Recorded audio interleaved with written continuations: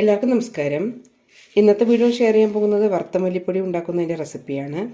സാധാരണ മില്ലിൽ നിന്ന് വാങ്ങുന്നതെല്ലാം വറുക്കാത്ത മല്ലിപ്പൊടിയാണ്. ഈ പൊടി കൊണ്ട് ഉണ്ടാക്കുമ്പോഴാണ് കറികൾക്കെല്ലാം കൂടുതൽ ടേസ്റ്റ്. എങ്ങനെ ഉണ്ടാക്കുന്നു നോക്കാം. പാനിലേക്ക് 1 ടീസ്പൂൺ എണ്ണ ഒഴിച്ചിട്ടുണ്ട്. ഇതിലേക്ക് മല്ലി ഇടാം. കഴുകി ഉണക്കിയെടുത്ത മല്ലിയാണ്. ഇതിലേക്ക് കുറച്ച് കറിവേപ്പില ഇടാം.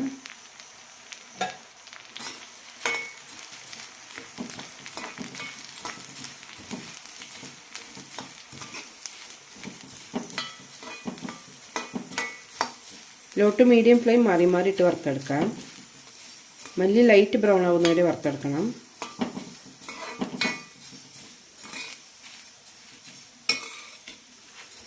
നാലഞ്ച് മിനിറ്റോളം ആവും ഇത് വറുത്തെടുക്കാൻ. ഇപ്പോൾ ഹൈ ഫ്ലെയിമിലിട്ടാണ് വറുത്തുകൊണ്ടിരിക്കുന്നത്. മല്ലി ഒന്ന് ചൂടായി കഴിഞ്ഞാൽ ലോ ഫ്ലെയിമിലേക്ക് ആക്കാം.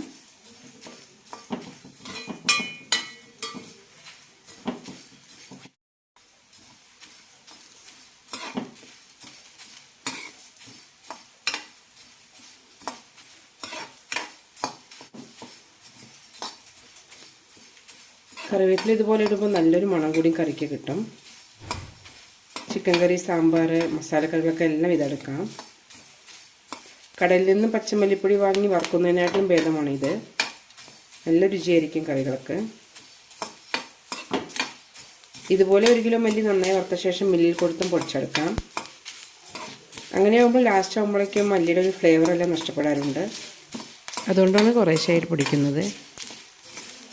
1/4 കിലോ പൊടിക്കുകയാണെങ്കിൽ 2-3 ആഴ്ചയോളം വരും.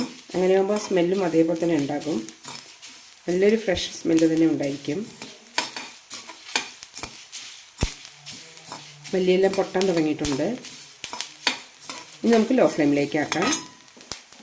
ഇല്ലെങ്കിൽ ഏതെങ്കിലും ഒരു സൈഡ് വല്ലാതെ കരിഞ്ഞു പോകും.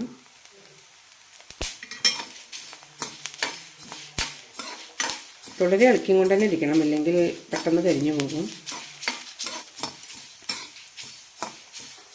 മല്ലിയുടെ കളറെല്ലാം മാറിയിട്ടുണ്ട്. കറിവേപ്പിലൊക്കെ നല്ല ക്രിസ്പി ആയിട്ടുണ്ടാവും. അതേപോലെ മല്ലിയും ഇതുപോലെ പൊട്ടിച്ചാൽ പെട്ടെന്ന് പൊട്ടിക്കിട്ടും. ഇനി ഫ്ലെയിം ഓഫ് ചെയ്യാം. തൽക്കൊന്നിനായി മാറ്റി വയ്ക്കാം.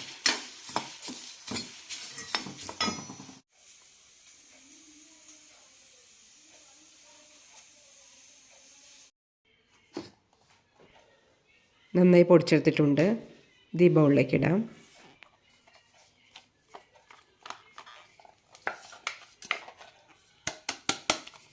ബാക്കിയുള്ളത് കൂടി പൊടിച്ചെടുക്കാം.